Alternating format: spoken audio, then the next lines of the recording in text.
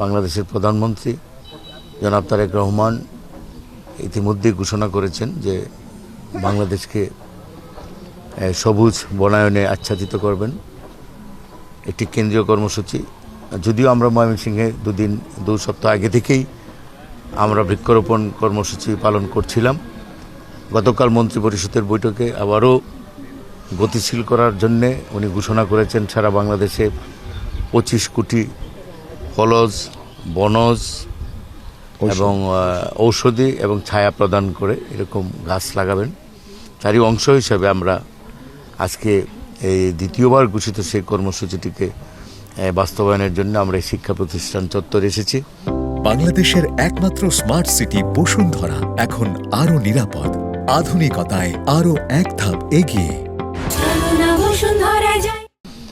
আমরা বৃক্ষরোপণ করছি, আমাদেরকে শিক্ষা প্রতিষ্ঠানের সকলেই সহযোগিতা করছে, আমরাও তাদেরকে সহযোগিতা করব। যদিও একটু ডাল সিজন, তবু সরকার সিদ্ধান্ত নিয়েছে আমরা সেই যা রোপণ করব তাকে বাঁচিয়ে রাখার জন্যে আমরা যা যা প্রয়োজন, যা যা সহযোগিতা দরকার আমরা করব।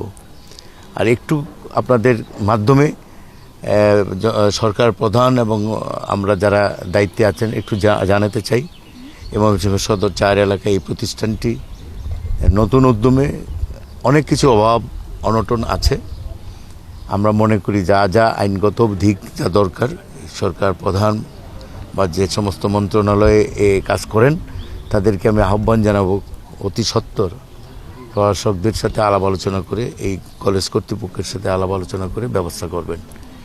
আর আমি সিটি কর্পোরেশনকে একটি আহ্বান জানাবো যে এখানে তড়িৎ গতিতে যে সমস্ত একটু সহযোগিতা দরকার আমি সহযোগিতা দিব। যেমন লাইটের ব্যবস্থা, পরিষ্কার পরিচ্ছন্নতা, এত বড় একটি ক্যাম্পাস মাত্র একজন লোক কীভাবে হয়।